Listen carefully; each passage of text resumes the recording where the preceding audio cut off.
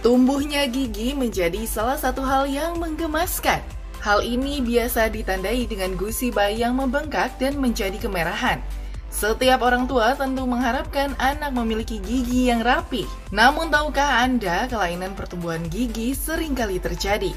Lantas apa yang menyebabkan kelainan pertumbuhan gigi dan bagaimana cara mengatasinya sejak dini? Simak perbincangan Dr. Ekles dengan Dr. Gigi Dona Dewita di segmen Hidup Sehat Plus kali ini. Kita kali ini membahas mengenai kelainan perkembangan atau pertumbuhan gigi. Yes. Nah, tapi sebelum itu, bagaimana sih perkembangan atau pertumbuhan gigi yang dikatakan normal? Jadi, pertumbuhan dan perkembangan gigi itu dimulai dari saat janin dalam kandungan ibunya. Di usia pembentukan minggu ke-6, 1,5 bulan sampai dengan 2 bulan. Kemudian pada saat di dalam janin itu masih terbentuk mahkota gigi dulu. Setelah bayi lahir, barulah terbentuk akar gigi yang terus bertumbuh keluar dari tulang rahang, muncul gigi susu yang kita sebut sebagai erupsi gigi. Kemudian itu gigi pertama kali keluar adalah saat usia bayi berumur 6 bulan. Dilanjutkan sampai dia tumbuh gigi seri pertama bawah, kemudian gigi seri atas.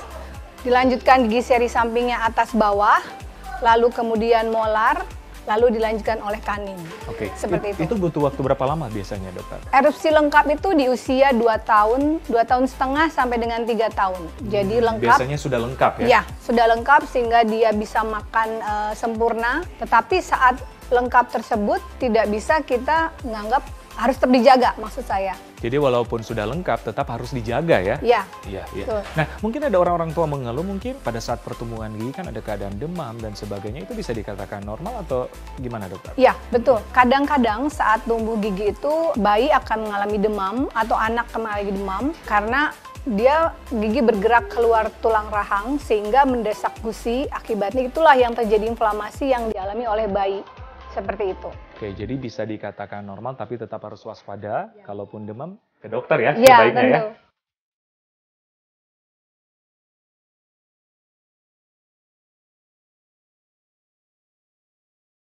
Oke, baik dokter Dona. Apa sih kelainan pertumbuhan gigi ini, dokter? Oke, saya jelaskan. Jadi, pertumbuhan dan perkembangan gigi itu adalah fisiologi normal. Kelainan itu adalah terjadinya gangguan atau penyimpangan dari fisiologi normal itu tersebut sehingga menimbulkan kelainan pada bentuk atau warna dari gigi tersebut. Seperti itu. Oke. Nah, penyebabnya apa yang menyebabkan kelainan pertumbuhan gigi ini, dokter? Bisa dari faktor genetik. Genetik ya? Genetik, keturunan, bisa jadi kehilangan gigi, benih giginya tidak muncul, tidak ada gigi sama sekali. Tapi itu yang jarang, kasus yang sangat jarang. Sangat jarang ya? Ya. Lebih kepada yang kehilangan gigi 1 atau 2 benih gigi, yang mana gigi M3 yang sering tidak muncul. Seperti itu. Oke. Faktor lain adalah selain genetik, dia adalah riwayat saat ibu hamil.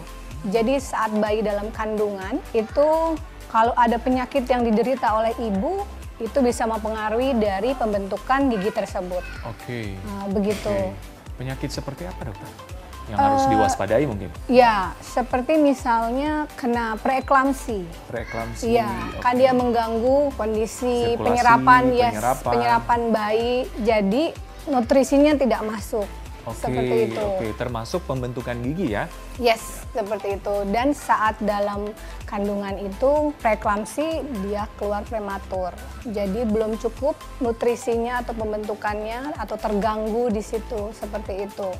Salah satunya. Jadi memang pentingnya juga merawat pada waktu kehamilan ya, apalagi bagi pemirsa yang sedang hamil nih ya? Iya, betul sekali.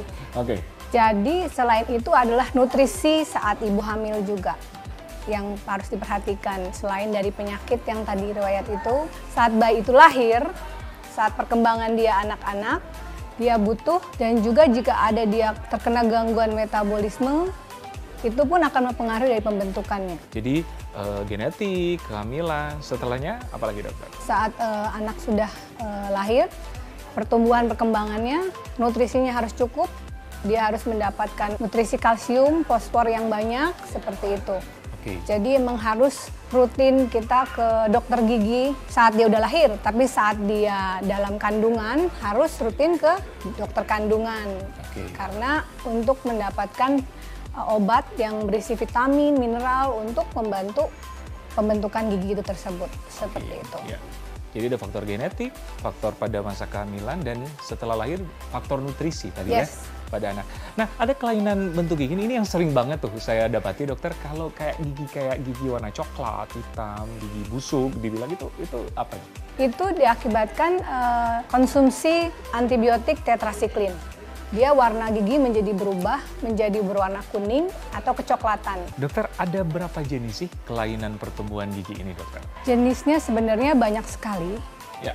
Tapi yang biasa terjadi sekitar ada 5 yang 5. sering muncul yang sering ya. Yang sering muncul. Oke, apa aja dok? Hipodonsia. Hipodonsia. Yes. Okay. Jadi itu kehilangan atau tidak terbentuknya gigi, 1 atau 2 gigi saja. Sifatnya itu karena herediter. Genetik keturunan. ya? Yes, keturunan. Jadi keturunan ini yang sering hilang adalah kadang gigi P2, gigi I2 atas, atau gigi M3. Karena ini adalah keturunan, jadi kita kadang tidak tahu tepatnya pada di usia berapa dia terjadi, seperti itu. Jadi hanya pas sudah terjadi tidak terbentuk aja langsung kita tahu, oh ini tidak terbentuk, seperti itu. Tapi bisa dikatakan normal, maksudnya fungsinya bisa dikatakan normal nanti? Iya, fungsi masih normal, hanya jumlahnya saja jadi berkurang, seperti itu. Kemudian yang kedua adalah supernumerarytis. Jadi kebalikan dari yang tadi ya. Yang tadi kehilangan gigi 1 atau 2, ini malah berlebih. Jadi harusnya hanya 20 untuk usia gigi susu ya, 20 gigi. Ini lebih dia. Dan bentuknya pun biasanya agak abnormal, aneh bentuknya, tidak sesuai gigi yang ada gigi seri, gigi taring, gigi molar, itu berbeda dia bentuknya, seperti itu. Berarti itu dari segi fungsinya normal juga?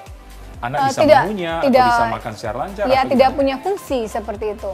Lebih kita anjurkan untuk dicabut saja karena secara estetik visual mengganggu ya. Iya, betul. Karena kurang harmonis bentuknya seperti itu. Sedangkan dia kan pertumbuhan rahang masih maju dan tidak akan masalah kita cabut pada saat itu. Yang ketiga adalah fusi gigi. Jadi gigi dia punya 2 mahkota dan 2 akar. Jadi saat pembentukan gigi dia bergabung seperti itu. Nah, ini juga kurang diketahui apa sebab pastinya, tapi biasanya keturunan juga. Yang keempat adalah germinasi gigi. Jadi akarnya 1, tapi mahkotanya tergabung. Yang kelima adalah diskolorisasi gigi. Nah, ini yang paling sering terjadi di mana saat ibu hamil meminum antibiotik yang mengandung tetrasiklin. Nah, ini kurang baik karena merusak gigi. Bisa membuat gigi berwarna kuning atau sampai kecoklatan, seperti itu. Dan saat anak pun sudah lahir, dia pun kalau sampai mengkonsumsi antibiotik tetrasiklin pun akan mempengaruhi juga. Karena proses pembentukan gigi permanen itu saat dia lahir.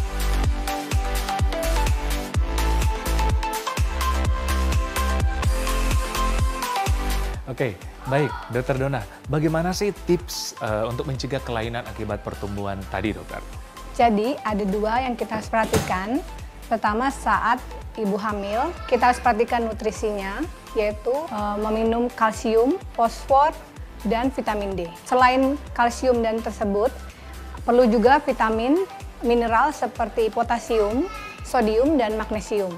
Nah, untuk mendapatkan itu, lebih baik ibu hamil ini datang ke dokter obgyn. Ya. Untuk dia mendapatkan asupan nutrisi, yes, saran-saran ya. Ya, okay, dan penyuluhan bahwa makanan harus dengan gizi seimbang sehingga pembentukan dari giginya ini dapat terbentuk dengan baik karena mendapat nutrisi yang cukup, seperti itu.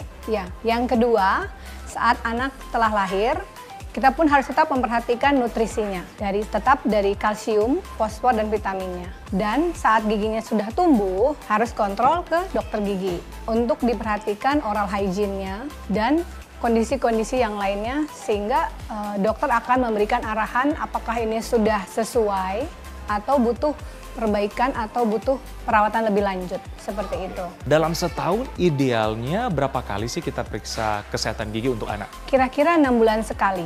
Kalau tidak ada masalah, 6 bulan sekali. Tapi kalau misalnya sudah terlanjur seperti tadi yang karies botol syndrome, nah itu ada harus indikasi terus. lain Karena harus ada khusus. penambalan gitu, perawatan yang untuk memperbaiki kondisi dia yang sudah rusak karena sudah terbentuk lubang seperti itu. Ya, baik pemirsa, jadi betapa pentingnya untuk kita merawat pertumbuhan gigi supaya menghindari kelainan-kelainan tadi ya, pada waktu hamil untuk orang tua dan pada waktu anak lahir. Ya. Dan jangan lupa juga untuk memeriksa rutin kesehatan gigi pada dokter gigi ya.